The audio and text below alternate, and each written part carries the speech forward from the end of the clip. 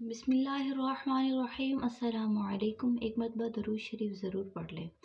جو میرے چینل کو سبسکرائب کرے، اللہ اس کی پریشانیاں دور فرمائے، آمین۔ وہ گورنمنٹ اسکول ٹیچر تھی، بہت زیادہ خوبصورت تو نہیں تھی مگر بدصورت بھی نہیں تھی۔ 4 بھائیوں کی اکلوتی بہن تھی۔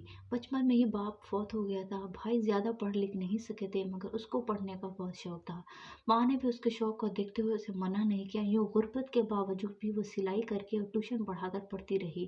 اس طرح بالآخر اس نے M.Ed کر لیا اور ایک پرائیویٹ اسکول میں بطور ٹیچر جاب کرنے لگی۔ کچھ ماہ تک پڑھاتی رہی اور M.Phil کی بھی تیاری کرتی رہی۔ اسی دوران اس کی سہیلی نے بتایا کہ گورنمنٹ اسکول ٹیچر کی ویکنسیز آئی ہوئی ہیں، وہاں پر اپلائی کرو، تو اس نے وہاں پر اپلائی کیا اور NTS ٹیسٹ بھی دے دیا۔ اس کی والدہ کی دعاؤں نے NTS ٹیسٹ میں اس کے بہت اچھے نمبر آئے۔ اس طرح وہ ایجوکیشن ڈپارٹمنٹ میں بطور گورنمنٹ اسکول ٹیچر بھرتی ہو گئی۔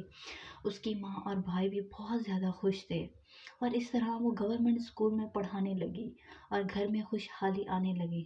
اس دوران اس کے بہت سے رشتے آئے مگر اس کی والدہ اور بھائی کو اس کو رد کر دیتے تھے۔ اس کی ایک بہت بڑی وجہ اس کی تنخواہ بھی تھی جو 30,000 سے زائد تھی۔ اس کے بھائی نہیں چاہتے تھے کہ اس کی شادی ہو اور اس کی والدہ بھی یہی چاہتی تھی کہ جب تک اس کے بھائی سیٹ نہ ہو تب تک اس کی شادی نہ ہو۔ اس طرح اس کی عمر کرتے کرتے 35 سال تک ہو گئی۔ اب اس کے رشتے بھی کم آنے لگے تھے۔ اس کے چھوٹے بھائیوں نے اپنی مرضی سے شادی کر لی تھی۔ ابھی بھی کبھی کبھی کام کرتے تھے۔ گھر کا زیادہ خرچ اسی کے سر پر تھا۔ دبے الفاظ میں ماں کو کہنے لگی تھی کہ ماں میرے لیے بھی کوئی رشتہ دیکھ لو، مگر ماں یہی کہتی کہ بیٹا جب تک بھائی سیٹ نہ ہو تب تک تم ابھی کچھ صبر کرو۔ اس طرح دن گزرتے جا رہے تھے۔ ایک دن اس کی والدہ کو ہارٹ اٹیک ہوا اور اس کو پنجاب کارڈیالوجی ہسپتال میں لے جایا گیا۔ علاج کیا گیا۔ اس دوران اس نے اسکول سے چھٹی لے کر ماں کی بہت زیادہ خدمت کی۔ ہسپتال میں عورتیں اس کی ماں سے اکثر پوچھتی کہ تمہاری بیٹی کی شادی ہو گئی ہے، اور جب وہ بتاتی کہ ابھی شادی نہیں ہوئی تو وہ عورتیں باتیں کرتی کہ اس کی عمر کی عورتیں اب نانی بھی بن جاتی ہیں اور اس کی ابھی تک شادی بھی نہیں ہوئی۔ تو اس کی والدہ کو احساس ہوا کہ اس نے اپنی بیٹی کے ساتھ بہت زیادتی کی ہے۔ ہسپتال سے گھر واپس آنے کے بعد اس کی والدہ نے اپنے رشتہ داروں ملنے والوں سے کہا کہ کوئی اچھا رشتہ دکھاؤ۔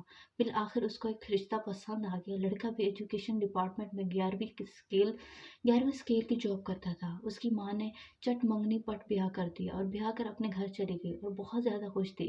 لیکن اس کی یہ خوشی عارضی ثابت ہوئی جب اس کے شوہر نے پہلے ہی رات اس کو کہا کہ وہ موٹر سائیکل لینا چاہتا ہے تو اس کو 70,000 روپے دے۔ دوسرے دن اس نے 70,000 روپے بینک سے نکلوا کر اس کو دے دیا۔ بینک سے رقم نکلواتے ہوئے اس کے شوہر نے دیکھا کہ اس کے بینک اکاؤنٹ میں 5,30,000 روپے موجود ہے، تو اس نے اس کو کہا کہ وہ اس کو کاروبار کے لیے یہ 5 لاکھ روپے دے دے تاکہ وہ کوئی کاروبار بھی کرے پارٹ ٹائم، مگر اس کا کل جمع پونجی تھی وہ اس کو نہیں دینا چاہتی تھی۔ اس بات کو لے کر وہ روز اس سے لڑائی جھگڑا کرتا۔ انہیں جھگڑوں سے تنگ آ کر وہ ماں کے پاس چلی گئی تو دیکھا ماں کی طبیعت بہت زیادہ خراب ہے، تو اس نے ماں سے کوئی بات نہیں کی اور خاموشی سے واپس چلی آئی اور گھر واپس آ کر اپنے شوہر کو 5 لاکھ روپے کا چیک لکھ دیا۔ اس کے شوہر نے اس کو ہمیشہ خوش رکھنے کا وعدہ کیا اور چیک لے کر نکل گیا۔ 2 مہینے سکون سے نکل گئے۔ 2 مہینے کے بعد اس نے پھر لڑائی جھگڑا شروع کر دیا کہ اب تم بھی تنخواہ سے گھر کے اخراجات وغیرہ نکالو۔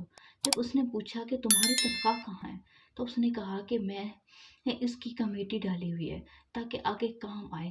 ماں کی بیماری کو دیکھتے ہوئے اس نے یہاں بھی چوں چرا نہ کی اور خاموشی سے گھر کا مکمل راشن اور بل وغیرہ ادا کرتی رہی۔ ہمارے معاشرے میں جو چھالیاں خواتین کے ساتھ یہ معمولی اور عام سی بات ہے اور کہ ان کا ہر کام سے ہر طرح سے استحصال کیا جاتا ہے اور وہ بھی اپنی ماں اور باپ کی عزت اور جان کو بچانے کے لیے یہ سب کچھ برداشت کرتی رہتی ہیں۔ اگر کوئی لڑکی اس ظلم کے خلاف بولتی ہے اور طلاق لے لیتی یا خلا لے لیتی ہے تو اس کو یہ مکمل قصوروار ٹھہرایا جاتا ہے کہ جاب کرتی تھی، خود کماتی تھی، اس لیے اپنا گھر نہیں بسا سکی۔ ماں باپ اپنی اولاد کو، خاص کر بیٹی کو، اس لیے تعلیم دلواتے ہیں تاکہ کل کل کو مشکل وقت ہو تو اپنے شوہر کا ساتھ دے سکے، مگر لوگ ان کو کمائی کی مشین بنا لیتے ہیں، جبکہ وہ یہ بات اچھی طرح جانتے ہیں کہ नफ़क़ा की ज़िम्मेदारी अल्लाह ताला ने शौहर पर डाली होती है और इसके मुतालिक अल्लाह ताला ने उनसे पूछ-गुछ भी करेगा। अल्लाह ताला सबकी बेटियों को हमेशा अपने हिफ्ज़ व अमान में रखे और इनके नसीब बहुत अच्छे करे।